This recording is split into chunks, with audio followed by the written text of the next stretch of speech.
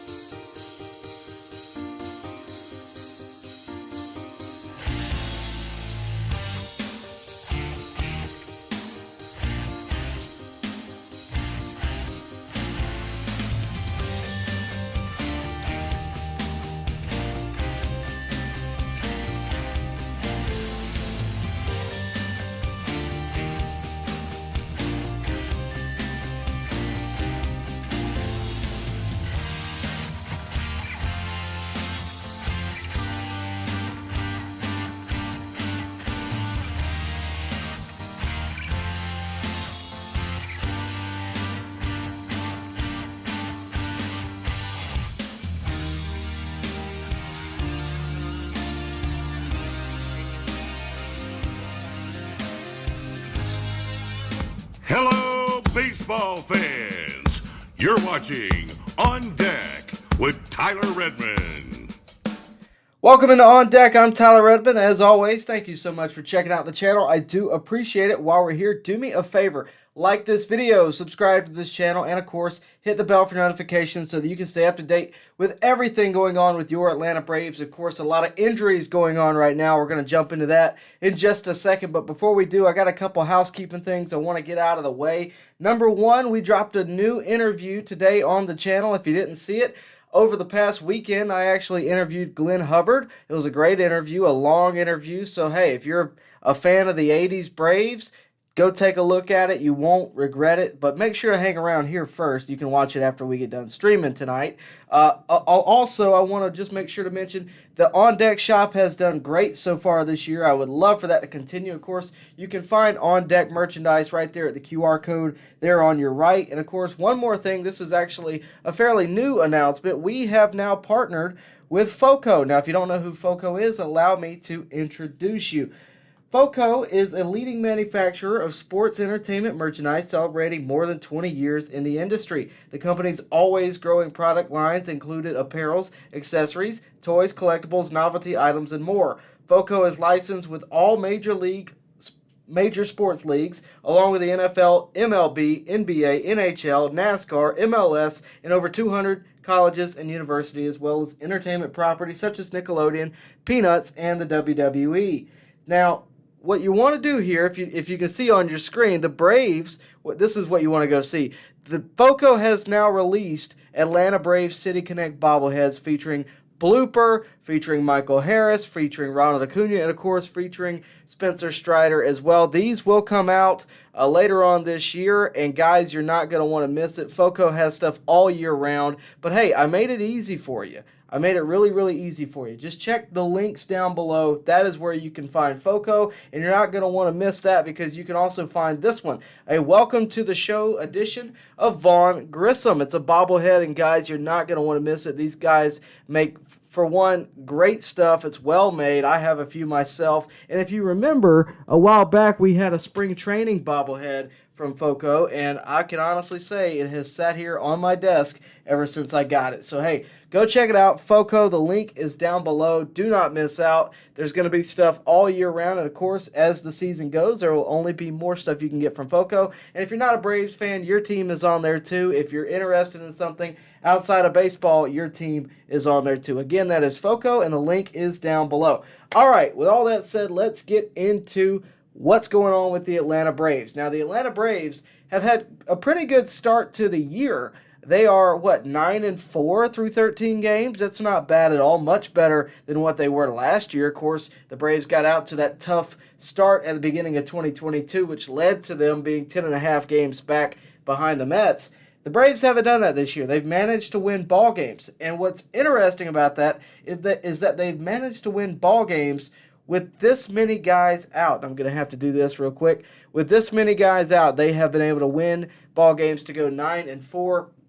Michael Harris is on the 10-day IL. Max Fried is on the 15-day IL. Travis d'Arnaud on a concussion protocol, 7-day IL. Of course, Ian Anderson is having Tommy John surgery. That was completed in the past 24 hours. Tyler Matzik is out for the season with the same thing. Orlando Arcia has got out to a hot start. We'll talk about that in just a second. He is now on the 10-day IL after being hit by a pitch. He has a microfracture in his wrist. Raisel Iglesias is out on a 15-day IL. He is yet to pitch off a mound. Colin McHugh as well on a 15-day IL. So again, a lot of guys on the IL, a lot of guys that are hurt, not just in the majors, but of course Ian Anderson as well in the minors, along with a number of other guys in the minors. A lot of guys are getting hurt early on this season. That is never a good thing. You never want that to happen. You never wish for that to happen, but it does sometimes. Of course, Travis d'Arnaud's injury the other day, that was something you never want to see. It always gets scary when there's a collision. As much as it's a part of the sport, it never stops being scary. Good to know that he's, somewhat, we know he's okay. We know the Braves are going to keep a close eye on him. They're going to make sure he's good to go. But, you never want to see that. And, of course, he's also gotten out to a hot start alongside Orlando Arcia. Now, Orlando Arcia gets more interesting because there's, room to move around there. And what I mean by that is that spot is not exactly set. We know that there are other guys competing for that spot, namely Vaughn Grissom. Now, a lot of people have asked me, Tyler, with Orlando Arcia going down for 10 days, does that mean that Vaughn Grissom is going to be handed the job temporarily? I think so. I don't know that there's another option to go to necessarily, especially with this many injuries right now. But, this is Vaughn Grissom's chance. Ron Washington told him prior to the season, hey, if you don't like not being on the opening day roster, go do something about it. This is his chance to show that he belongs. Now, with that being said, he's got some tough competition. Orlando Arcia has played absolutely great. For all the doubters out there that didn't believe that Orlando Arcia could hold his own, he has done that. He has been a guy that the Braves can rely on. He has been a constant bat in the lineup that has produced. I think we can all agree that he's producing more than Marcell Ozuna right now, arguably more than Eddie Rosario. He has been one of the hottest bats at the start of the season. Now, the caveat to that is, would that last all year? We don't know. But what we do know is what he has done so far this year, and that has been success. He has been nothing but successful. And look, if Vaughn Grissom doesn't play well, I have all the confidence in the world to let Orlando Arcia walk back out there and take another swing at it. And of course, we'll get your thoughts on that in just a minute. But that is, again, not the only injury. We have plenty to talk about here. Michael Harris is another one. Again, I think that is primarily precautionary. But that being said, it's still never great to see a guy get on the IL. What they said was he hurt his back jumping against the wall, the back wall. And that seems to be the case. I noticed something when he slid into second in the following inning. I thought that's kind of what did it, but no, it is because he jumped up and banged his back on the wall. Look, I think that's mostly precautionary. Guys, we're on game 14 tomorrow. We have 162 of them. I think it's precautionary. I think the Braves are taking it when they can. Keep in mind, they were facing the Reds. They're going to face the Royals. It's not like we have to make another run against the Padres again. But, yeah, there's a lot there, that the Braves are going to have to come back from. And a lot of people have, said, well, hey, the Braves don't look that great right now. Well, guys, considering they're down Raisel Iglesias, who is their closer, the bullpen has been absolutely phenomenal. The offense has produced well enough to win games, to have a winning record. Again, 9-4. That's how much depth is on this team. And a lot of people, like to pick on the depth when it's a problem, but don't want to acknowledge it when it's good. And right now, you can do that. You can acknowledge that the depth is at a high. And you've had guys be very successful at the plate. Ronald Acuna has been the spark plug there. I would say Matt Olson has had a great start. Right? Riley has had a great start. There's been guys that have been succeeding. Now, the bottom of your order, has had some trouble.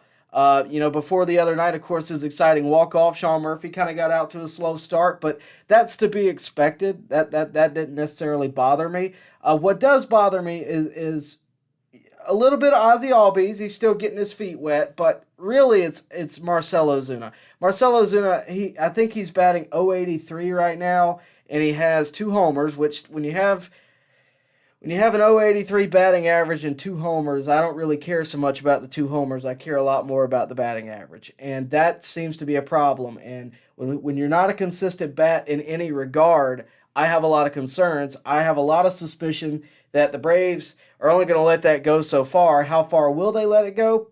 We'll see. But Marcell Ozuna is something to keep an eye on. I don't know that he'll get traded. He could get DFA'd. I don't know. I would just be surprised if this is what the Braves are looking for to put out there. No matter how much money you have on the table, do you want that money, affecting the rest of your team? I don't know. I don't think it's necessarily gone well. And, of course, it's been a long road for Marcell Ozuna. Hopefully he can figure it out. But, look, I don't know how long the Braves are going to put up with it. Again, it's just .083, 2 homers. The 2 homers is nice. I'm not going to lie to you. But the .083 needs improvement. Now, that being said, guys, that's my spiel for today. That's the injury list. That's, where the Braves are. They're playing well. They've been able to play through some struggles. But there's been a lot of mishaps. There's been a lot of, things that I don't think will be a factor later in the season. Obviously, most of these injuries, that I've mentioned are short term. They're not long term. We expect Free to be back in the next week. We expect Michael Harris to be back in the next week.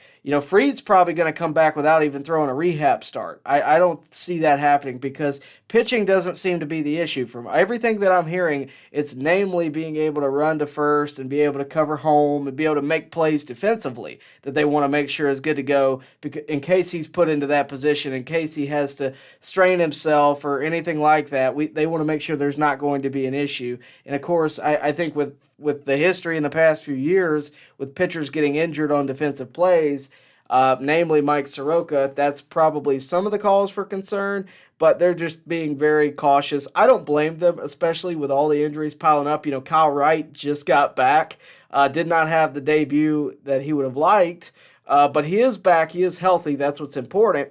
But again, most of these injuries are short-term. I mean, Travis d'Arnaud's on a 7-day IL. That could go longer if they notice something in the concussion protocol, but as of right now, it's 7-day IL. But the rest of these guys are 10-day, 15-day IL. And apart from Ian Anderson and Tyler Matzik, which we already knew Tyler Matzik wasn't going to be a factor this year, Ian Anderson hasn't exactly made a push to be in the candidate. But a guy that has made a push to be a candidate for the starting rotation is Bryce Elder. And there's a lot of questions that come up when that happens. Of course, we know the guys that are pretty much there. I told you before the season started, here's the 5 guys or 4 guys that we know are pretty much solidified in this rotation. Max Fried, Spencer Strider, Kyle Wright, and Charlie Morton.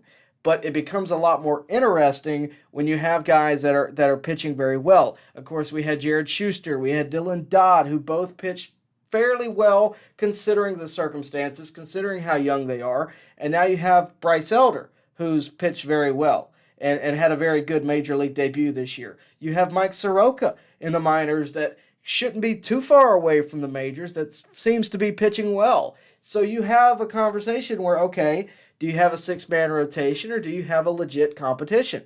Do you have a trade piece? What do you have? Okay, I'll answer it for you. I think you have depth. I think you have depth at a degree that a lot of other teams do not. I don't think you have a trade piece. I don't think they're going to go trading off Bryce Elder. I think they're going to use him. When you have a playoff team, you don't trade off your depth unless you absolutely have to. The Braves don't have to right now. They could get rid of some things and it would honestly improve the team, namely Marcell Ozuna.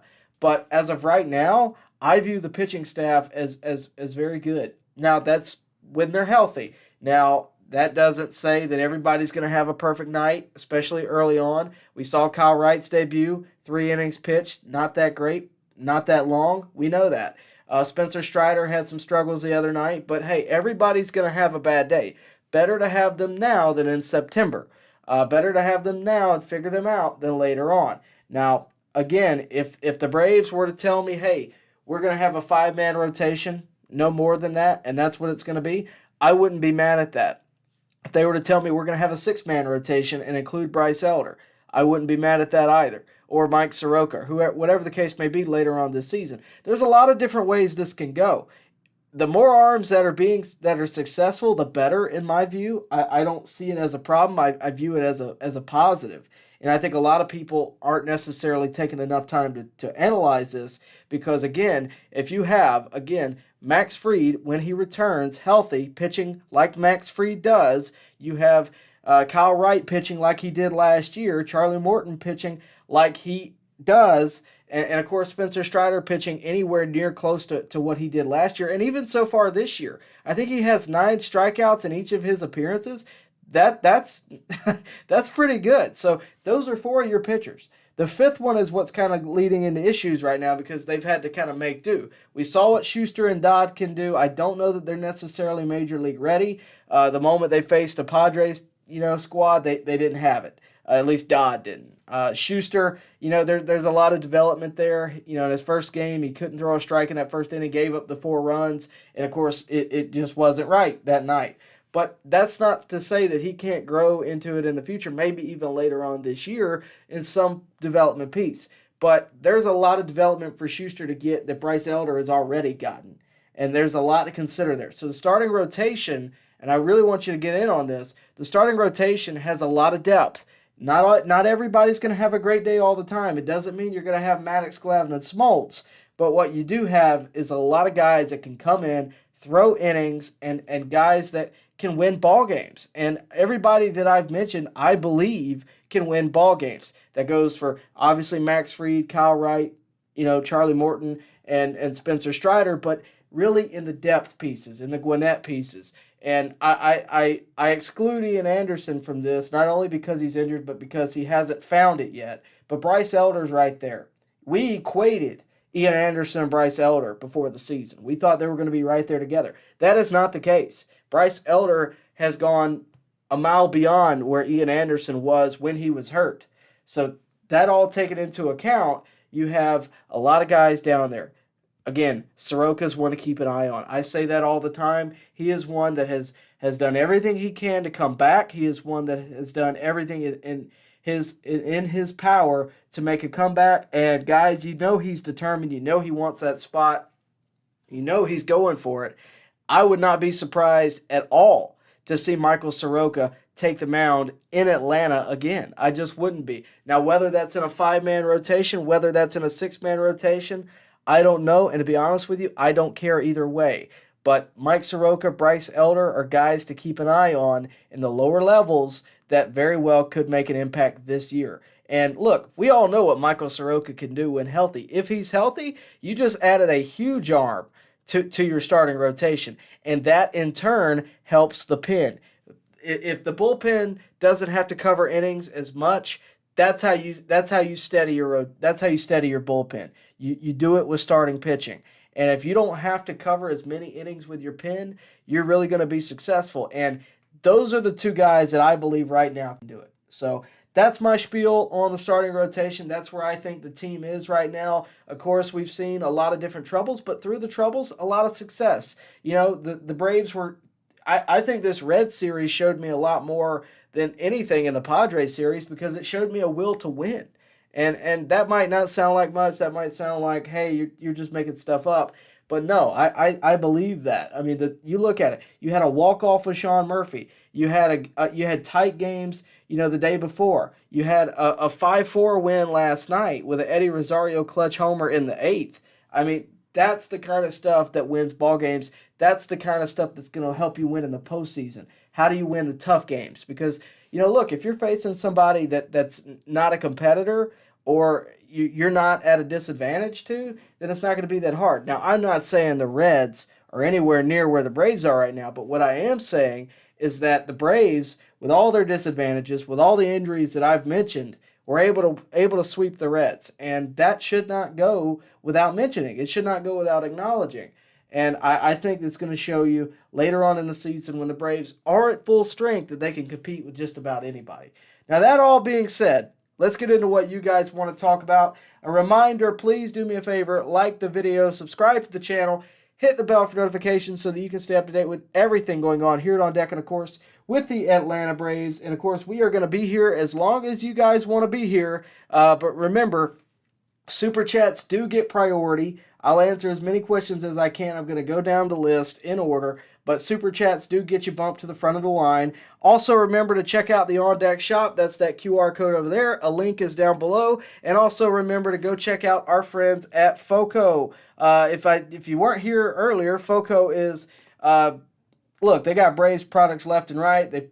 Their main contribution here is bobbleheads. And they got a few good ones coming out this year. If you can't make it to the ballpark and get your own bobblehead, or if you're a bobblehead collector, this is the place to go. They are releasing Atlanta Braves City Connect bobbleheads. You cannot get these anywhere else other than FOCO. The link is down below. You have a Spencer Strider, a Blooper, a Ronald Acuna, as well as a Michael Harris. You have a lot there, and as well, hey, we all know Vaughn Grissom's probably coming back tomorrow night. Why not celebrate by buying a welcome to the show version of the rookie Vaughn Grissom? And what a rookie season he had last year. And, hopefully that'll be continued later on. But look, there's a lot of room to grow for the Braves. And, look, I think you really ought to go check out what FOCO has. They have something for everybody. And look, I've already bought 2 or 3 things from them getting shipped my way right now.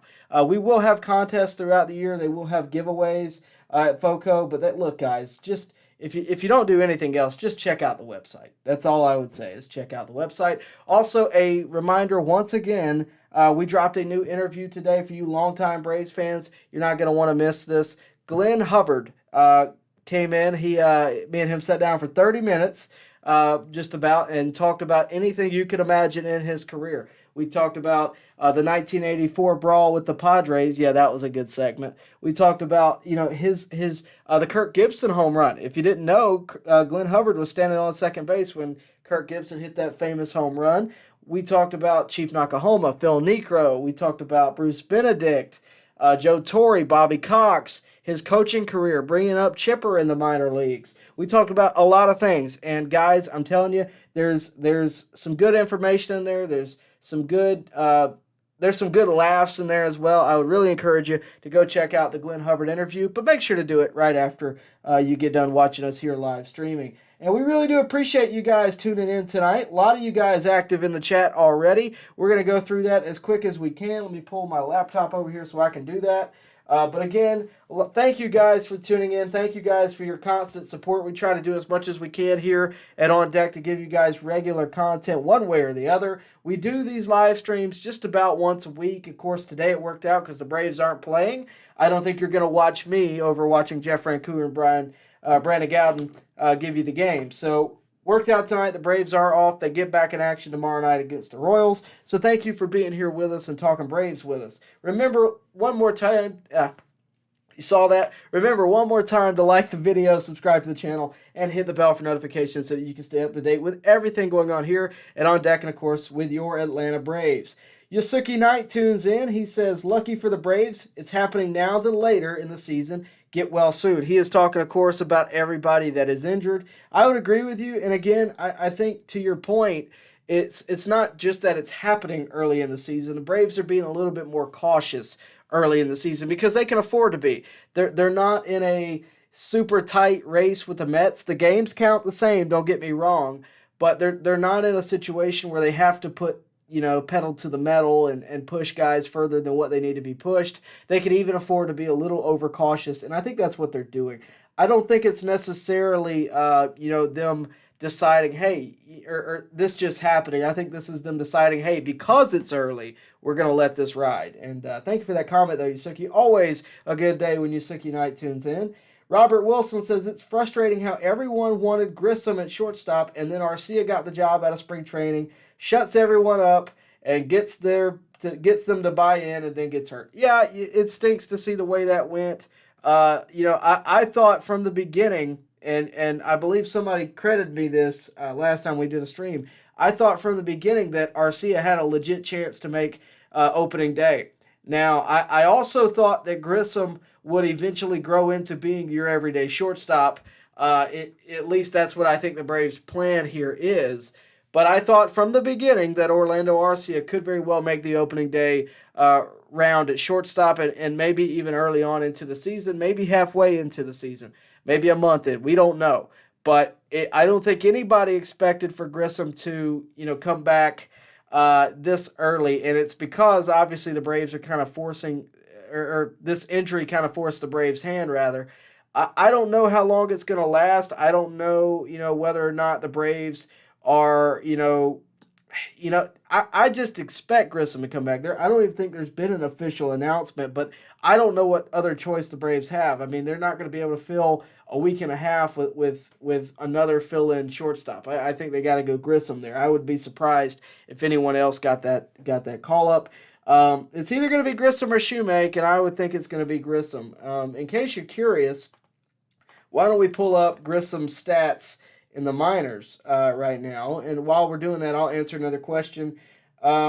Richard Davis says another 100-plus win season for the Braves. I don't necessarily disagree with you. I never would disagree with you on that. I think the Braves are in a very good spot to do that this year. I think they have great pitching. I think they have a great lineup. I think when the lineup is hitting, it can overcome a lot of your pitching troubles, which has been the case over the past few games, I would say. And when your hitters aren't hitting, I think the Braves have good enough pitching to again circumvent that. So you have what you had, I think, in the 90s with the 90s Braves teams is you have really good pitching, you have a good lineup, and when one isn't necessarily producing, the other will. And I think that is what you can take away there. Now Grissom, to circle back to Grissom. Grissom is hitting well in the minors for those that care. He's got a 366 batting average, a 458 on base, 585 slug. He's already hit a homer. He's gotten 2 triples, 2 doubles. He's doing well. Now that's through 10 games. So he's got 2 triples, 2 doubles, a homer through 10 games. He's only struck out 4 times. So not bad. Now, if he can come up and hit like that and play decent defense, he very well may never lose the job again. But, we're going to have to see. We're going to have to see because, again, Arcia has played absolutely great ever since opening day. So we'll see. That's all we can really say is we will see. William Fulgham says, great start with all the injuries, long season time to get everyone back healthy and make a run at a 100-win season. I would look, if you're giving me 100 wins and you're telling me over under, I'm giving the Braves over.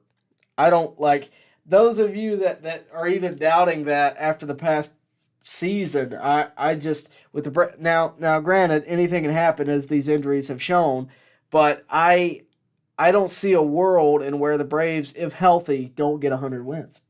And that might be a hot take. I don't think it is, though. I don't think it's that hot. Richard Davis, when the Braves got Arcia, this was always the plan for him to be the shortstop. I don't think so. I really don't, because they might have been planning a backup plan for Dansby, but they also had Vaughn Grissom in the chamber. They had Braden Shoemaker in the chamber. I don't think it was ever the plan to bring him from the Brewers and make him the shortstop. I don't think they ever necessarily said, we're going to circle him. Out of all these other shortstops that are hitting the free market, we're going to circle him and make him the guy. I don't think that's necessarily the case. I would be surprised if it was. If it was, it's obviously worked out great. They've had, they had a crystal ball. We all, worked out. I think they brought him over to have possibly a backup plan for Dansby, definitely to have depth.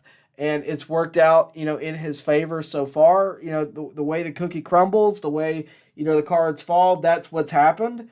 Then you have a time like this where, it's, hey, Grissom has an opportunity. If Grissom comes out and hits like he's hitting in the minor leagues right now, I hate to say it, Arcia is probably out of a job. Because if Grissom comes up and hits, like I just said, 366, 458, 585, has a homer, and 2 triples in the major leagues, then you're talking about a generational player, possibly.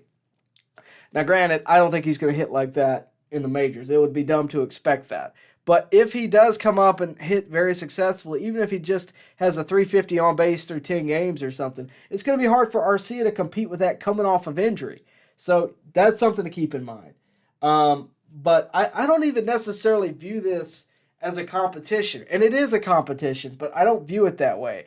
I think it's more as of who can fit the need right now. Arcia's been able to do it the early part of the season, giving Vaughn the opportunity to go down there and do what he's doing in the minors, prove himself, get a little bit better on defense, because that's really his issue. We didn't even mention defense here. Offense was never a concern with Vaughn Grissom. The issue is his defense. And if you don't believe me, let's just scroll down and check his defensive stats if we can. He's got a 967 field percentage so far this year in Gwinnett. I'm sorry. He has a 967 at shortstop, which is where he'd be playing. So 967 at shortstop. He has 1 error through 30 chances. So not bad, not terrible. But how many errors do you see Arcia making? How many errors did you see Swanson making? And again, I hate to compare them to Swanson, but there is a drop-off there. So I think it's, we'll see. That's how I view it. We'll see. Chris Kaysen says, you can see the team atmosphere is inviting to the new players this year. They're gelling together. Team atmosphere is super important. I agree with you, Chris. Thanks for tuning in, buddy. I would say this to your point. Sean Murphy, the first guy that called him was actually Travis d'Arnaud. If you didn't know that, now you do. The first guy that called him when the news broke was Travis d'Arnaud. And, look, for a guy who's losing his job or losing his spot behind the dish, that means a lot. He reached out, said he wanted him here and all that. They said that on the broadcast the other night. That's the kind of stuff that does make the Braves inviting. Everybody wonders, how did the Braves get everybody to stay here? That's how. That's what makes the Braves a little different. And it's true. It's absolutely true. Oren Griswold says you may as well add Ozuna to the IL. He's he's absent anyway. It sure seems that way. Maybe it'd be 9 less outs a game or 3 less outs a game. Richard Davis says the bullpen kind of worries me long term. Not much depth. Well, I get what you're saying there, and I'm gonna pull this back up. I'm gonna pull for a reason. I'm going to pull this injury list back up. I would actually argue with you, Richard, that right now what we're watching is actually a very good representation of the depth, because just look at how many guys from the bullpen are out right now. You have Raisel Iglesias, Colin McHugh, obviously Tyler Matzik, who is out for the entire year. The Braves had to, they did have a chance in the offseason to do whatever they wanted to do to circumvent that.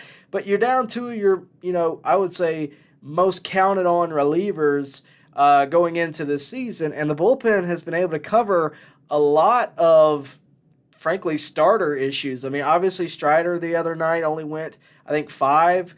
Kyle Wright only went 3. They've had the Schuster and Dodd games. They've been able to do a lot with that. And, the guy that I don't think anybody expected to really show out, was Michael Tonkin.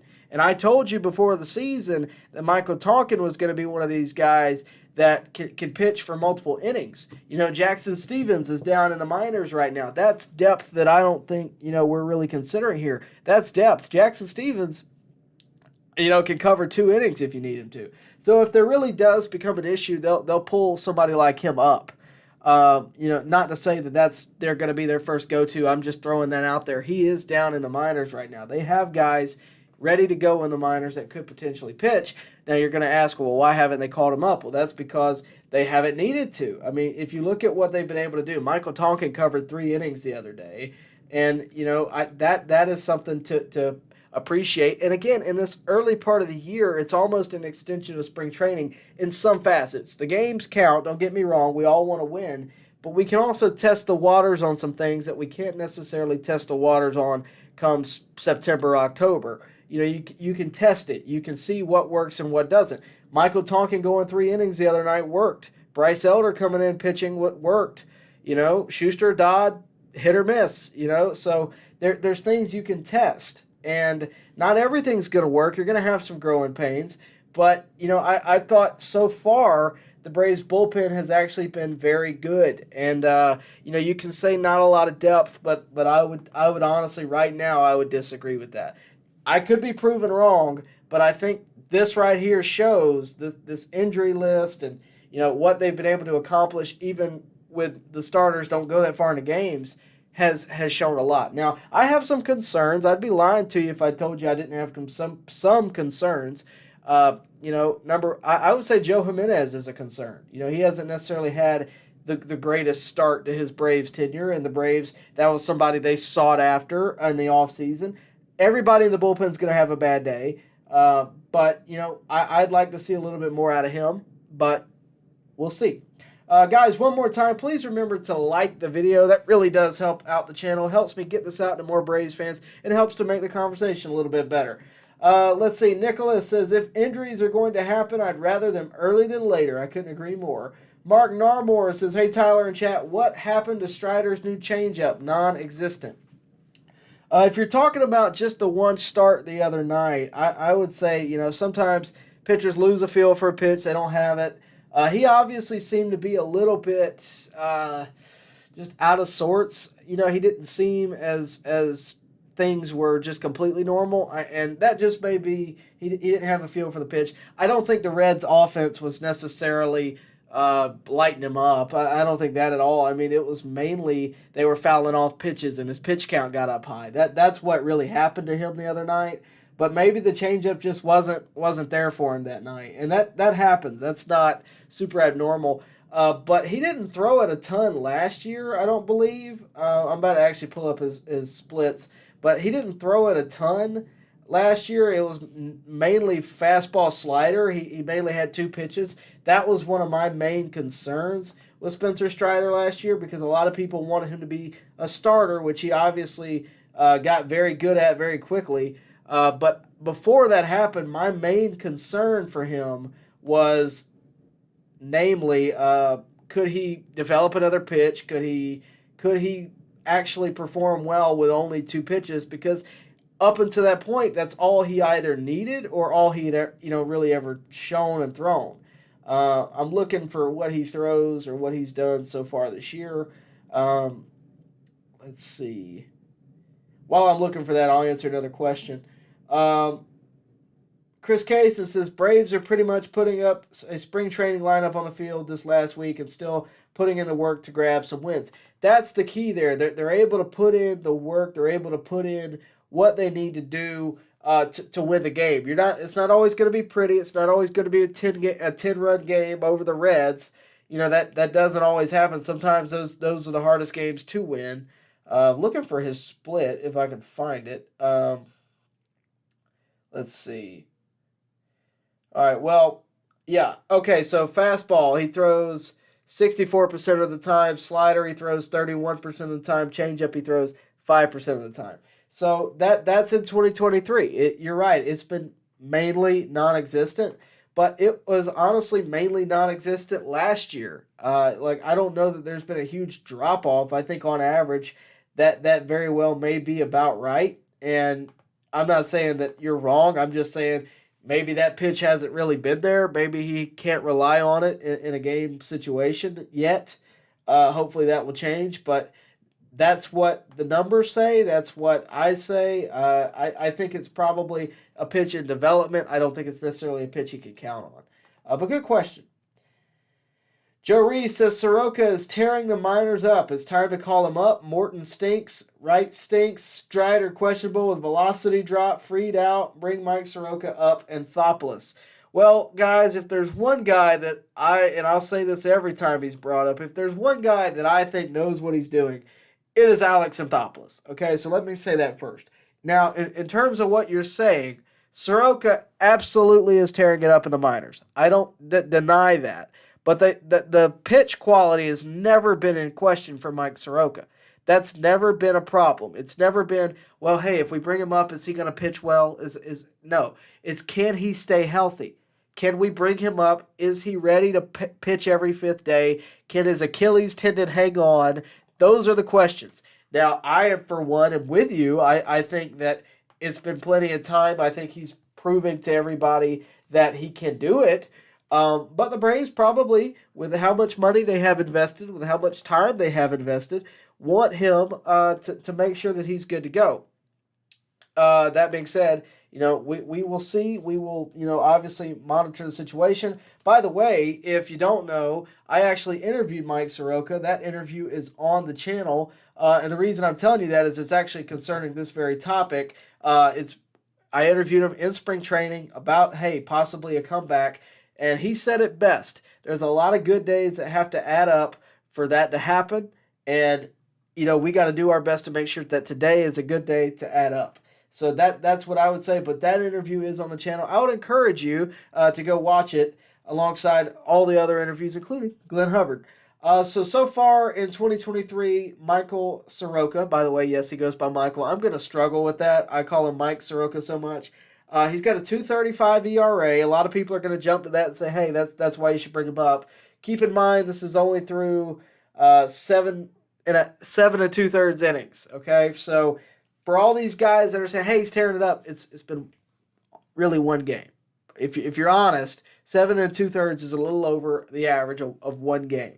So yes, but I think he's got to throw some more innings. He did very well, but he's got to throw some more innings. So we'll see.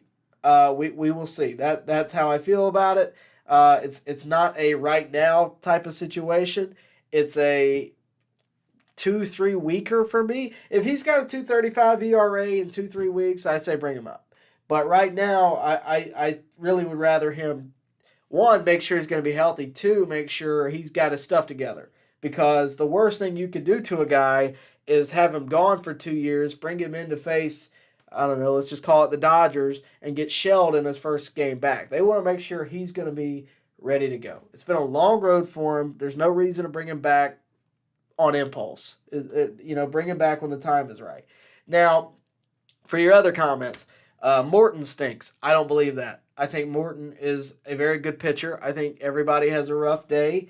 He obviously did not have what he wanted to have the other day, and of course, we can take that for what it is. Charlie Morton is not an ace anymore. He is not the guy that's going to lead your staff. That is going to be held to Max Fried, Spencer Strider, and now Kyle Wright. Now, if you want to talk about Kyle Wright, you can. I mean, you can say what you want, but the guy is coming off of injury, so I don't really look at that first start as anything other than a first start. I look at that as take it for what it is.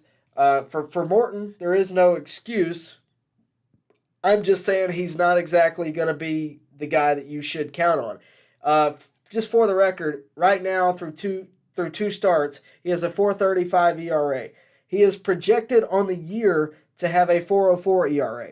If that's your fifth starter, which he's not right now, but if that's your fifth starter, that isn't as bad, right? But right now, with all the injuries, with all of what we don't have, it looks a lot worse. It kind of reminds me, if you remember a few years ago, Julio Teheran was the best pitcher the Braves had going. He was like 7 in a row opening day starter for the Braves. But if you really look at it, a lot of people got on his case. He's not good, he stinks, he shouldn't be opening day starter. He was the best thing they had going until the young crew came in. But if you think about it, had Julio Teheran been your fifth best starter, he would have been a lot better perceived. And that's how you need to view Morton. You can't view Morton as even what he's done before. You have to view Morton more as, can he fill out the back end of the rotation? And I for one, think he can. If he gets what he's projected, a 10-win, 7-loss season, that's all I'm asking for. And, of course, this very well could be his swan song. It could be it for him. We'll see. He is getting up there in age, but he's proving to be, if nothing else, a good veteran to have on the staff. I mean, we'll see.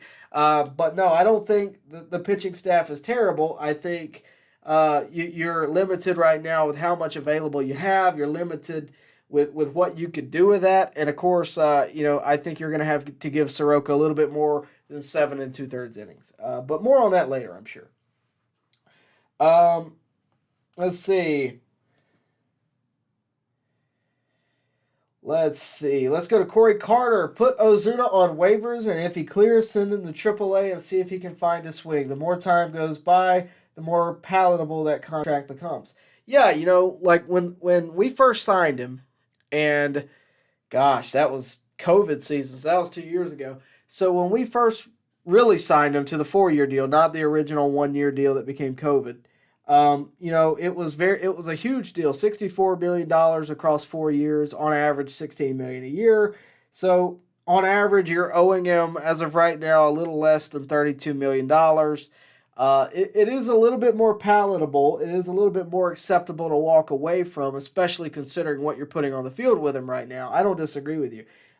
If you can get someone else to help pay his salary, I'm all for it. I think the Braves are trying their best to give him every last chance they can, especially due to the fact that they have so much money tied up in him.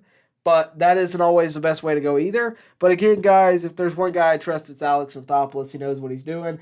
Time will tell. But if they did it tonight, I wouldn't be mad at him. I wouldn't be mad at him at all. Bill Gates says, until last night, Ozuna was 2 hits behind Eddie. 2 weeks into the season, relax. Give Ozuna time, just like Murphy, Ozuna, Ozzy, and Eddie. I don't deny that, and I think that's what the Braves are doing here. That's kind of what I was saying. I don't disagree there. I think you do have to, and some people are going to think I'm crazy for saying this. That's okay. I get it. But hear me when I say this. You have to hold everybody to the same standard. You're right. He was close with Eddie the other night. But do realize that with all of the off-the-field issues, the past 2 seasons that have been lackluster, it's very easy to get fans, like we're seeing, upset and ready to let you go. It's very easy to do that. I'm ready. I'll be honest with you. I'm not one of the guys campaigning to get Ozuna gone. I'm not going to go out here and get upset every time he takes the field or boo him off the field. I get it for those that do. But if the Braves released him tonight, I wouldn't be that upset. Now, what I would be upset about and what you would be upset about is if the Braves did release him on waivers and let's just say the Mets picked him up and all of a sudden he's swinging like an MVP. Now, that would make us very upset. Do I think that's going to happen? No. But it could, and it has before. So just keep that in mind. They're giving him every chance. If he doesn't want to play, then they'll figure it out from there. But like Ron Washington said, if you don't like it, do something about it. And the Braves just very well may do something about it. We'll see. AG7. It continues to amaze me that people think Ozuna is ever going to be worth rostering. I get it. I do. He's had some good years, let's admit it. He has had some good seasons. We were all fans of him in 2020 when he was, vying for the Triple Crown. If he can pop into that at some point this year, then maybe. You're never going to hear Snit talk bad about him. You're never going to see that. You're never going to see Alex Anthopoulos talk about him. You're going to see a very professional way of handling it. That's what the Braves are doing. That's what they always do. The Braves way, as they call it. And look, that's what it's going to be. In terms of getting rid of him, in terms of putting him on waivers, again, if it's me, I would have done it a year ago. But it's not me, and it's also not my money to contend with. It's not my money to explain to Liberty Media why I'm throwing it away. But it is someone else's, and you have to take that into account. And a lot of people don't. A lot of people don't realize that, and, it is what it is. For me, personally, I again, would not care if they released him tonight, wouldn't care if they didn't release him tonight. Would I rejoice if they did? No. Would I actively be upset if they didn't? Also, no. I understand both sides. I understand why they keep him. I understand why, we're still in this situation. I do. And if you don't, let me explain it to you. The Braves, again, signed him to a 4-year deal, which was worth $64 million. The Braves are owned by Liberty Media until soon. I think they're going public traded or whatever. Maybe you can buy some stock and get Marcell Ozuna gone. But right now, Liberty Media and the Braves owe Marcell Ozuna, $32 million, give or take, whatever it is. It gets more palatable every year, like I believe Corey Carter said earlier. It gets a little easier to swallow every year or as longer time goes by. But just imagine how much the Braves could get on the free agency market right now for $32 million. Just throwing that out there. So next time Alex Anthopoulos wants to, spend some money, maybe bringing back one of your favorite players, maybe bringing back Max Fried, and he has to go to Liberty Media and explain, hey, I want this amount of dollars for this amount of years for Max Fried. Can we do it? And they go, hey, yeah, we can. We could, but what about this $32 million right here that you just, threw away? Can we trust your judgment? So the Braves are trying their best to make sure this works. And look, if there's one blemish on Alex Anthopoulos' record, it's the signing of Marcell Ozuna. I would have done it. You would have done it. Anybody else that saw what 2020 was would have done it, but it hasn't turned out for the Braves' best interest. I think we can all agree with that. But that's the way it works. You can't just walk away from $32 million, especially with the salary cap, especially with the Braves already over the salary cap. You can't do that and then answer to your higher-ups. It just doesn't work that way. So I get it. Again, if they release him, I understand it. If they send him down to the minors, I understand it. I think that's the way to go before releasing him. I think if there's anything you could do to make him either, one, realize that this is real life and real life has consequences, is send him down to the minors. We all saw what happened with Adam Duvall when that happened, and there's two ways to handle that. You can either do what Adam Duvall did, put your best foot forward and make your way back, or you can fall to the wayside even more.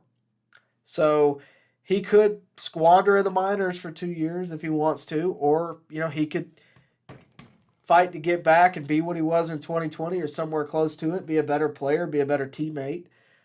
He could do that. And look, I'm not saying Marcell Ozuna is even a problem, because I don't think in the clubhouse he is. I think he's very well liked. I mean, every time I see him, he's smiling. Every time I see him interacting with anybody else, he's having a good time. I don't think he's a clubhouse nuisance, but he is a distraction. There is no way around that. And with that said, you know, how much does that distraction cost you? That's what it really comes down to. So, look, we'll keep an eye on that, but that's all I really got to say about Marcell Ozuna at this point. Let's see. Captain Spartan. 9 days till I go to my first game at Truist Park against the Astros. I'm so excited. Do you have any advice, tips? I know Tyler recommended to try Fox Bros or the Yard House for food. Man, you must have been taking notes. I like that. Do I have any tips? Get there early. Save some money for parking. Park in the red lot. That would be my recommendation. And when I say get there early, I don't mean an hour early. I mean 3 or 4 hours early. Maybe even 5, depending on what time the game is. I assume it's at 7:20. Get there at noon. And just enjoy the Battery. And you're going to think I'm crazy. You're going to think I'm absolutely insane. If you've never done the Battery, you don't get it. But if you have, you'll understand it. They have shops. I don't know if you're taking the whole family, but they have shops even your wife would enjoy. They have stuff that even your kids would enjoy, whatever the case may be. They have restaurants you can eat at. They have Wahlburgers. The Yard House is one of my favorites. They have all kinds of things that aren't even in the park, okay? They have a green area that I'm sure you've seen before. They have a clubhouse store you can check out and, of course, spend money. They have all kinds of stuff to do. They have people all around the Battery. It's just, it's a great place to be. Now, when I say 5 hours early, I'm kind of joking. But if you can park in the red lot, I'd recommend it. It'll save you some walking. And if you get there early, I would really just do your best to take in the Battery. I think you'll have a lot of fun doing that. Once you get into the game, I would, if you have kids and they like to collect autographs, pretty good at that. I would recommend going down by the dugout. You never know who will come walking by. Of course, don't spend all your time there, but you know, if you have some free time, why not spend it down by the dugout? That is full. You can do that up until I think 30 minutes before the game, something like that. Say hello to Terry down by the dugout. He is the usher in that section. And make sure to go to the Braves dugout, not the other team. Nobody cares about them. That would be my advice to you. But other than that, get a beer, get a hot dog, and enjoy the game. And, you know, make sure to tomahawk chop for the Braves. Let's see. Let's see.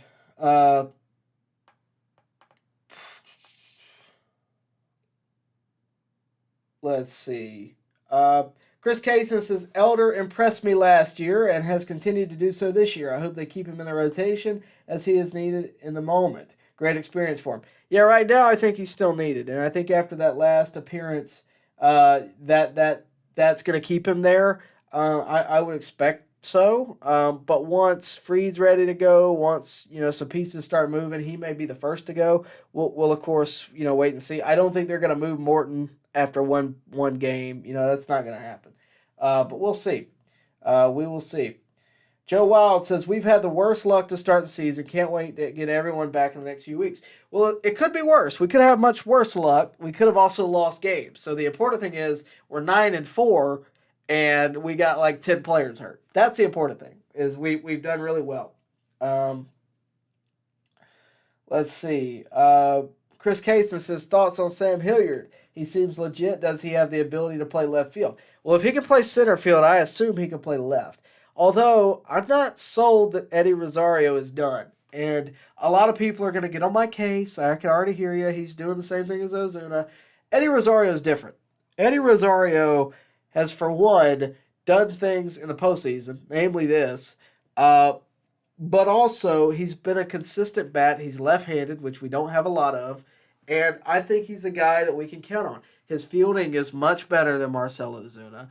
And I think he's a guy that the Braves are going to want to keep. Now, does he play every day? Maybe not. But I think he's on a 2-year deal for $16 million. He's averaging $8 million a year. You're not spending a fortune on him. He doesn't have to play every day. You could platoon Rosario and Hilliard, and I'd be happy. But I don't think Eddie Rosario is just going to fall to the wayside here. And look, the clutch homer the other night, a lot of people are going to overlook it. I don't. I think there's something to that. I think he might have found something. I think he might have found something in that World Baseball Classic. But what do I know? I don't think he's Marcell Ozuna, though. I think the eyesight issues last year were legit.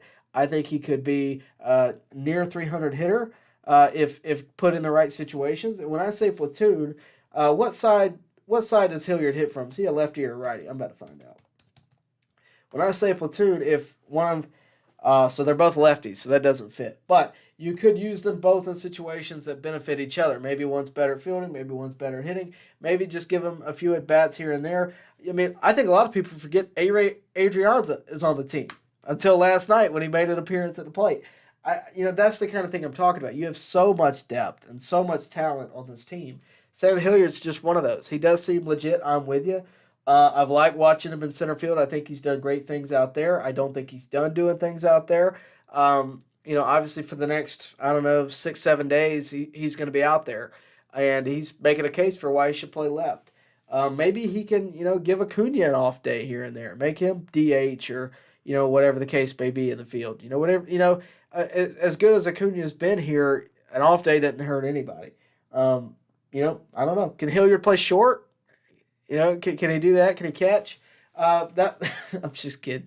Guys, remember to like the video, subscribe to the channel, hit the bell for notifications so that you can stay up to date with everything going on here and on deck. I would really appreciate it. It really does help get this out there to Braves country, and it really does help. And if you haven't already, do me a favor as well. If you're new to this, if this is the first time you've ever seen this, go check out the channel. It'll be worth it, I promise. We have a lot of good content on there, including a brand new interview that we dropped today with Glenn Hubbard. If you don't know who Glenn Hubbard is, you're not a longtime Braves fan, and if you have a dad that's a Braves fan, he'll know. Glenn Hubbard was second baseman in the 1980s, played alongside Dale Murphy, Bruce Benedict, Phil Niekro. Just a great career with the Braves. He was a part of that 82 team that won the division under Joe Torre. He also coached the Braves in a large part of the early 2000s. He's got a lot of stories to tell, a lot of good laughs. So make sure to go check that out. Would really appreciate it. And also remember to like and subscribe. Thank you very much. All right, let's see. Joe Reese says, could the Braves make d'Arnaud a full-time DH considering this is his fourth concussion? Taking his long-term health into consideration, a fifth concussion could be career-ending. Well, I think they pretty much have. I think that's kind of the idea. A lot of people turn their nose at the idea that, hey, do we even need Sean Murphy? And my argument to that is, why wouldn't we want Sean Murphy? And, d'Arnaud's good behind the plate, sure, I'm not denying that. But Sean Murphy is different, and I think we've all been exposed to that now. Sean Murphy is also an elite hitter, and d'Arnaud, as good as d'Arnaud is, he's not Sean Murphy, and that's really what it comes down to. Now, that all being said, Sean Murphy's going to catch 90% of the time. It just so happens that d'Arnaud got caught in the crossfire in one of the few times he's going to be behind the plate, but Murphy's already been said to take most of the catching duties. I don't think they're going to call up Chadwick Tromp to make him the backup catcher over d'Arnaud, mainly due to d'Arnaud's ability to work with the pitching staff, his knowledge of the pitching staff. Not to say he couldn't share that, but I'm just saying I think they're going to use him for all they can. Maybe later in his career he could be full-time DH, but right now I think they're going to let him catch here and there. I don't think one incident like this is going to make a difference. I would just be surprised, especially because it's kind of rare these days for collisions like this to happen. So we'll see. But no, I don't think so. Bill, let's see.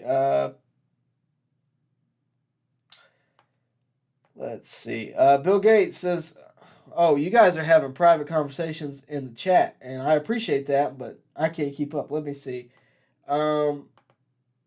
Yeah, Joe Wild says, to be fair, Ozuna's bat on ball profile looks pretty good, just strikes out way too much. That's kind of the problem. I think Ozuna thinks too big. I think he tries to do too much. There's a thing with him, when it matters, it just doesn't seem to happen. The 2 homers, how many people really think that was like a huge moment in the season so far? Like Eddie Rosario, I remember that homer. Sean Murphy, I remember that homer. All of Matt Olson's homers I remember. Both of Riley's I remember. Ozuna's kind of just like, oh, they happened. They didn't come at times that were important. They didn't come on pitchers that were very good. That's kind of what I'm getting at. He doesn't produce at a high enough level for me to defend it. but I also understand the situation. I understand the position that the Braves are in. They can't just throw it away. That's how I view it. Let's see. Chris Kaysen says he loves Murphy. Feels like Murphy is going to light up the scene this year. Well, yeah, now that he's out of Oakland and out of that big ballpark, I think he's going to have a Matt Olson type year. I've thought that since the Braves got him. I was hot on that because I told you I thought that Murphy was going to be extended, and I was right. I thought they were going to extend him, some years once they got him here in Atlanta, just like they did Olson. They did, and I'm glad they did. I think he's going to have a long career with the Braves. I think he's going to do very well in Atlanta, but we'll, of course, see. Brandon Edwards, if Vaughn hits, how about when Arcia comes back, Grissom as DH? I don't hate that. I don't hate that at all. But keep in mind, you're essentially taking d'Arnaud out of the lineup. I just want you to keep that in mind. Because, I don't hate it maybe some days, but you don't want d'Arnaud's bat out of the lineup too, a proven major league hitter that has done very well so far this year. If it were right now, I could see that. But in 2 weeks from now, when d'Arnaud's back, you're left with the same issue. And I don't know that that's necessarily the case. Vaughn, they don't want Vaughn to be a bench bat. They don't want him to be a platoon with Arcia. They want one or the other. And Arcia could be a bench bat. I think they signed him for depth. But we'll see how it goes.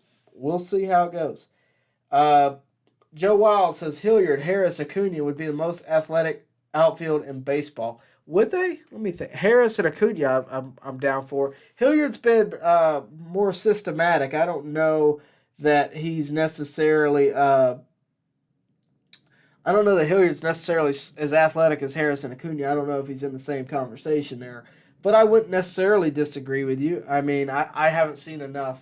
I don't know if any of us have seen enough to see.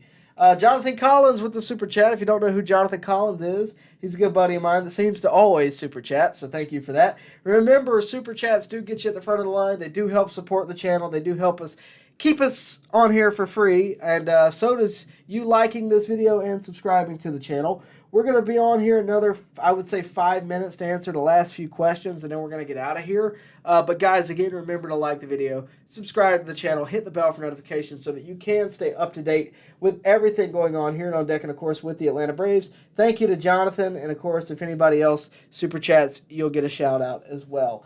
Let's see, Matthew, I skipped your questions. Well, man, I've been dodging all these conversations y'all are having in the chat.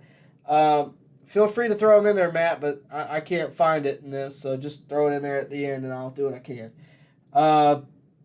Martin Armour, thank you. How about Olson's 119 miles per hour off the bat last night? Yeah. That's all I got to say is just yeah. It was something.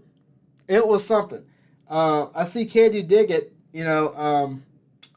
he says Olson's swing is way too long, but that 119 off the bat, I've never seen that before. That was the hardest hit ball ever recorded in the StatCast era, and there's been some hard hit ones by some big guys, and Olson got the hardest one. So, it was something. I knew he hit it good. I didn't know he hit it that good. Richard Davis brings up a good point about the Grissom idea at DH. He can't get better defensively at short DHing. That's really what it comes down to. Maybe in a postseason environment, if you're under the situation that d'Arnaud is hurt or Murphy's hurt, one or the other, and the one has to catch the entire time, you could potentially do that because it's the postseason. It's a little different. But I think throughout 162, that doesn't really fit. I'm with Richard on that one. AG7, does Soroka stay in AAA until an injury, or could he be helped as scheduled long relief if the other starters are performing well? Well, that's an idea too. You could bring Soroka in as relief. That is not out of the question, I don't think. I think they definitely view him as a starter. I don't think they view him as a reliever. I don't think they want him as a reliever. I think they view their bullpen as a very complete bullpen, even though some of you may disagree. I don't think they view Michael Soroka as a potential bullpen piece.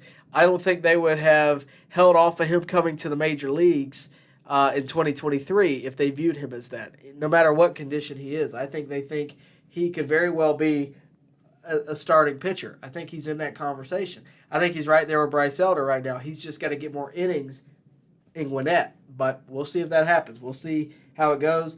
To your question of does he have to stay until someone gets injured, someone that's in the starting rotation gets injured, that could be how it goes. It could be that Charlie Morton were to get hurt or somebody were to get hurt, and that's what brought him into the fold. Or it could be that the Braves decide, hey, we're going to go to a 6-man rotation. Or it could be that he could be a bullpen piece. You know, it could be a number of things. If he's pitching well, if he's pitching that well, they're going to find a way to use him, I think. I don't think they're going to hold off.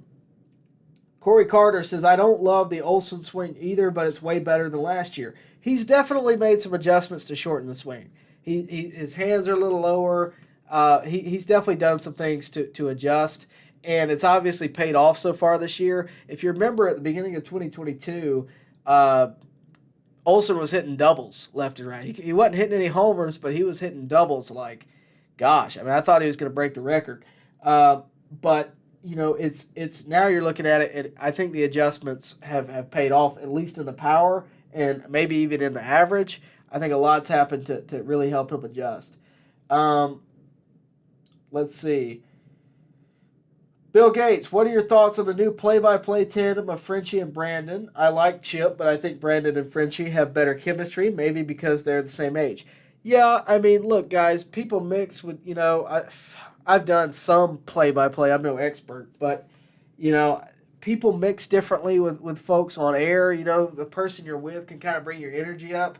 If you don't know me, I am a sports anchor here in Columbus, and I can tell you that when I'm on TV by myself and versus when I'm on TV with my coworker, there's a big difference. You know, he kind of brings my energy up just naturally. I'm a very straight up kind of monotone presence for the most part, you know, with a little inflection here and there, but he's a very high energy guy. So naturally we kind of balance each other out. And I think, you know, to that point, there's some, it's just a mixture of two different people. They are similar in age. Maybe that's why I definitely think there's a similar presence. You also got to think, Gowden probably watched Frenchie at the height of Frenchie, you know, so it's, you know, there's a lot of facts there that he would know. But to your point, I definitely think there's something to be said for the same age. I think they are a very great tandem. I like Chip and Jeff. I like Chip and Joe better than I like Chip and Jeff, if I'm honest with you. That's not a knock on Frenchie. That's just I like them together better. But I like Ben Ingram and Joe together. I think they all work in a certain way. It's really all what you prefer. We've seen a very small sample size. You guys, for the most part, probably all know that I'm a big Chip Carey fan. I'm so happy for him. But there is something to be said for what these guys are doing. I've enjoyed watching them. But it's also, I'm not going to knock what came before, because what is now, I don't think one is better. I think it's all about what you prefer. I like what we're seeing right now. I like the tandem. I like Frenchie, obviously, and I really like what Brandon Gowden has done. I think he's the perfect guy for the job, you know, until I come knocking on the door in a few years, hopefully. I'm just kidding. But no, I think he's been great. I really have enjoyed his stuff, and I think he's, you know, got a long career with the Braves in his future. I really do. I think he's the perfect guy for the job. But at the end of the day, guys, he grew up a Braves fan. I mean, he's one of you. He's one of us. You know, he's not a foreign, you know, guy coming in and not being able to relate. He is one of you, and I think that's what makes him good. Let's see. Oh, wow, a lot of you guys are getting in here. Matthew says, hey, Tyler, just to change the topic off Braves for one question. Oh, geez, a Falcons question. Who do you think the Falcons take at number 8 in a couple weeks? Well, I really don't know. I would think they would draft a quarterback, but I wish I could give you a better answer. Main reason I can't give you an answer is because there's 7 teams picking before that. Yeah, I don't know. I would think something quarterback related. I don't think Desmond Ritter's necessarily the future. but yeah, I wish I could give you a better answer. I'm sorry. I wish I could, but I can't. Um, let me see. Chris Shin. I got to be careful saying your name fast. Do you see Dodd or Schuster a major league level starters, or can one be developed into one? Schuster would be the guy that I would circle first, mainly because that's the guy who's come up through the Braves organization. He's been the guy that they've really, kind of hung their hat on. He's first round pick. He'd be the guy that I think I'd circle. I don't think it's going to be this year.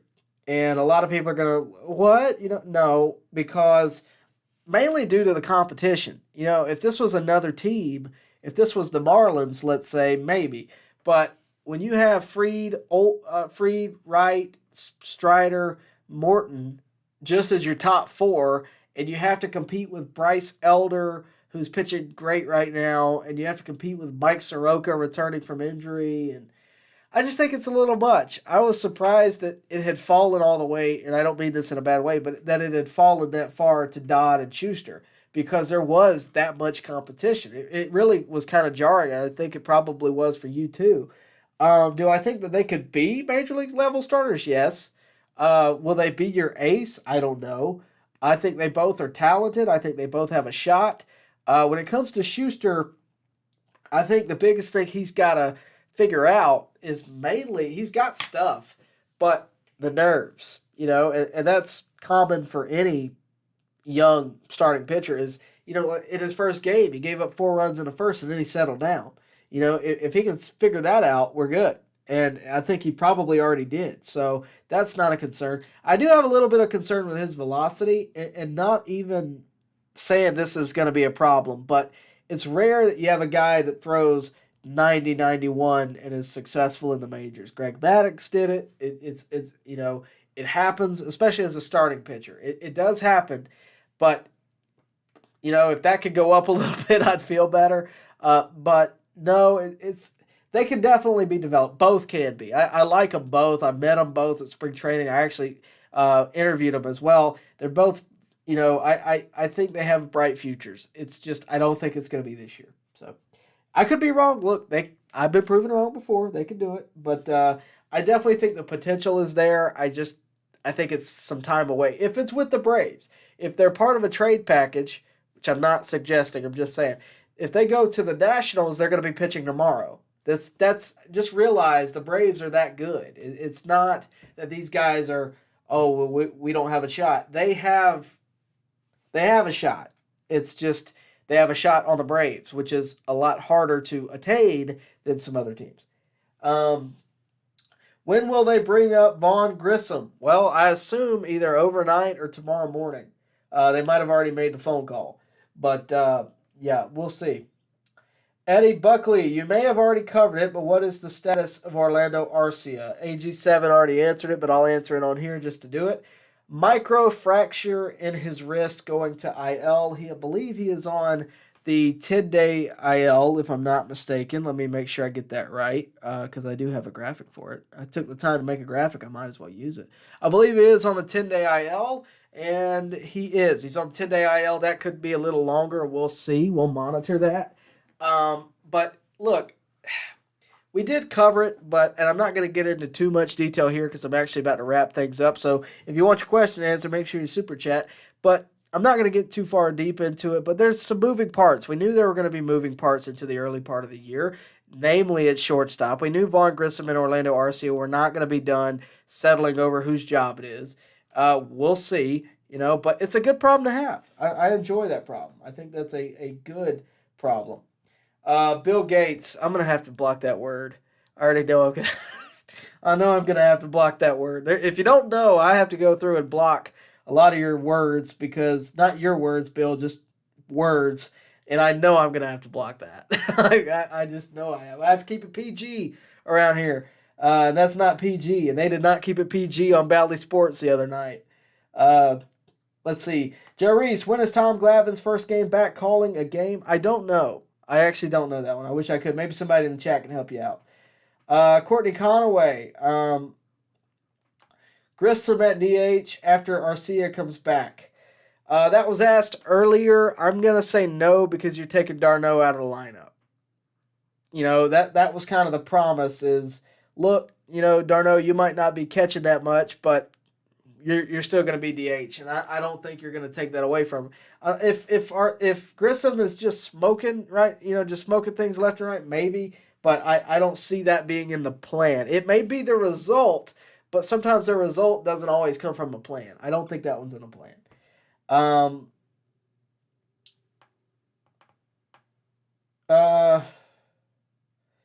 Who goes down for Max? McHugh and Iggy. Danny Young is the only obvious guy to option. That's actually a very good question. It's a question that I haven't really looked into. Let me do some research real quick. While I do that, I'm going to answer another question. Soup wants to know if I am a Hawks fan and a Falcons fan too. Well, yes, I guess. I'm a baseball guy. You can see from the background, I am a baseball guy. I cover sports on a regular basis here locally, but at the truest of my heart, I am a baseball guy. Solely a baseball guy. If I have another sport, it's college football. It's not NFL. I do watch NFL more as a hobby. I don't research it like I do this. This is a passion and I love it. Football's not. It's not. I'm not an expert on that. I consider myself a slight expert when it comes to baseball because I study it a lot. And I have, I think, good thoughts that people should hear. And I appreciate you guys tuning in for that. But I don't necessarily believe that I'm the right guy to talk about it. Now, as a fan, I can speak freely. I am a Hawks fan. I do enjoy watching the Hawks. They're the Atlanta team. They're who I root for. I like Trae Young. I'm a Hawks fan. When it comes to the Falcons, I have like a love-hate, and I'm sure a lot of you can empathize with that. I was really hot for the Falcons 2016, and they really let me down. And I just can't get over that PTSD of 2016 and Tom Brady. I can't do it. And until they show me a product worth watching, I can't really care. And I'll tell you, I'm a 2-time fantasy champ because I don't care, which might sound bad, but because I can put my feelings away, I'm actually a really good fantasy football player. And I can pick against my team and not have a problem with it when a lot of my friends can't. So just take that into account.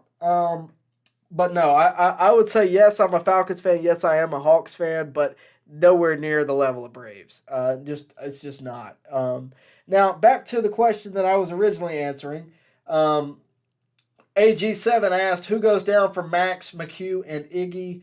Iglesias is who she's referring to. Danny Young is the only obvious guy to option. Okay, so looking at your pictures, I can't pull this up on the screen. I wish I could.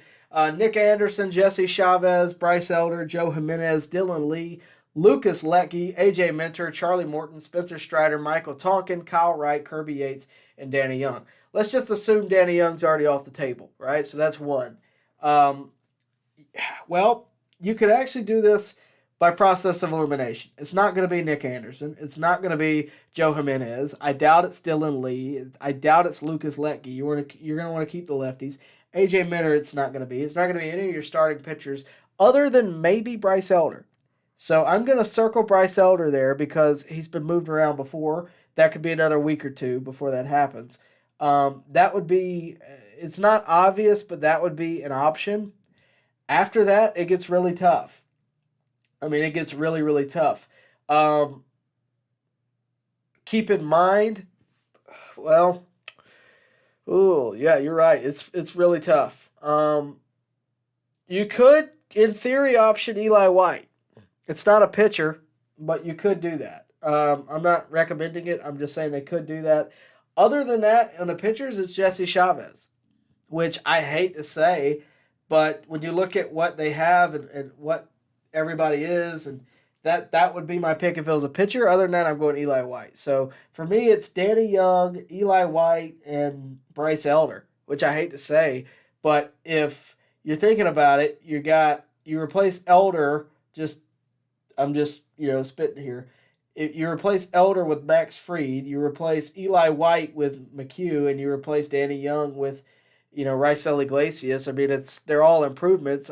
But anybody they do, I mean, I wouldn't be angry about. But I could be wrong. I mean, this is me completely spitballing and going with something off the fly. But it could be the case. Tyler, who is leading MLB hitters and strikeouts? This is Miguel Frica. That's Olson. Cincinnati rubbed tons of bases to Murphy. Hey guys, be patient with Grissom. In terms of Olson, I can look past the strikeouts because he is in a power spot. He is going to have a lot of strikeouts. And really, it's a small sample size, which I know somebody's going to say I'm a hypocrite because I'm saying something different for Ozuna. But this is Olson. It is different. For Olson, it's a small sample size, and for strikeouts, it's a small sample size. 083 batting average that's bad no matter what the sample is. For Olson, I think, the one night in Cincinnati, I think he had like 4 strikeouts last night, 4 or 5 strikeouts. So yeah, he might be leading the league in strikeouts, but he's also got 4 homers. He doesn't have a bad average. It's just, the BOB may not be there, but it's not. I don't look at that as something to be incriminating. I look at that as, okay, it's a coincidence. I don't think it's something to be telling. Now, if he's leading the league in strikeouts at the end of the year, we might have something. Even at the All-Star break, we might have something, but I don't think right now. I think we should be patient with Grissom. Let's see.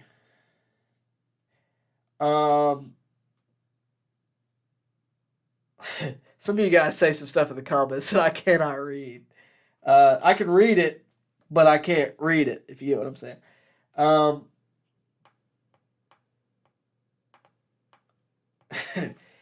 right. Well, I think that's going to wrap it up, guys. You guys are having your own conversations in the chat. That is going to wrap it up for tonight. An hour and a half. How about that? So we're going to wrap it up with that. Couple of housekeeping things one more time. Don't forget about FOCO. FOCO is something you guys really need to go check out. The link is down below. We are now partnered with FOCO, believe it or not. In case you did not know, FOCO is a leading manufacturer of sports and entertainment merchandise, celebrating more than 20 years in the industry. The company's always growing product line includes apparel, accessories, toys, collectibles, novelty items, and more. FOCO is licensed with all major league sports, including the NFL, MLB, NBA, NHL, NASCAR, MLS, and over 200 colleges and universities, as well as entertainment properties such as Nickelodeon, Peanuts, and WWE. You can click the link in the description below to purchase the baubles and to take a look at the FOCO Atlanta Braves collection. We'll be doing YouTube giveaways, contests to win FOCO gear, so make sure to stick around for that in the coming 2023 MLB season. As you can see on your screen right now, those are the upcoming Atlanta Braves City Connect bobbleheads, including those of Spencer Strider, Blooper, Ronald Acuna Jr., and Michael Harris II. But that's not all. There's plenty more there, so go check it out. You can also find the Welcome to the Show rookie year version of the Vaughn Grissom bobblehead. You're not going to want to miss that. Vaughn Grissom makes his 2023 debut likely tomorrow. We'll see. No announcement yet, but I would assume that would be the case. And you can find that all at FOCO.com using the link down below. Make sure you click that link and you'll get right where you need to go. It'll take you right to the Atlanta Braves collection. It also has anything else you could need from any other team or any other. Just go check it out. It's worth a watch, I promise. Also, this is worth a watch. Go check out our Glenn Hubbard interview. That is on the channel right now. If you don't know who Glenn Hubbard is, ask your dad. He'll tell you. He was a very good second baseman back in the 80s, and he's got a lot of great stories, including some that relate to today. So go check that out. Also, make sure to like the video, subscribe to the channel, and hit the bell for notifications so that you can stay up to date with everything going on here at On Deck and, of course, with the Atlanta Braves. John L., thank you. AG7, thank you. Bill, thank you. Jake Hobby, thank you. Anybody that tuned in tonight, thank you very much for tuning in. Of course, Jonathan Collins on the Super Chat, thank you very much, buddy. With that, we will see you later right here at On Deck.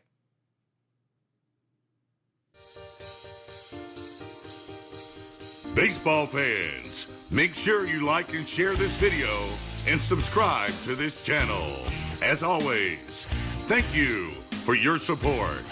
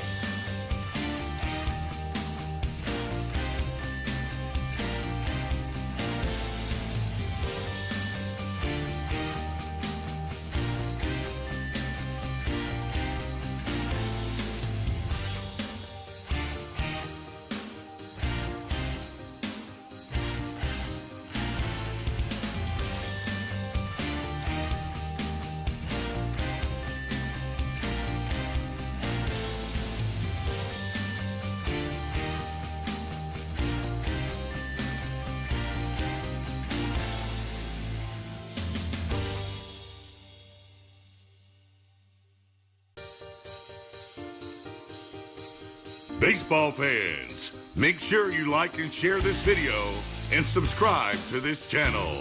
As always, thank you for your support.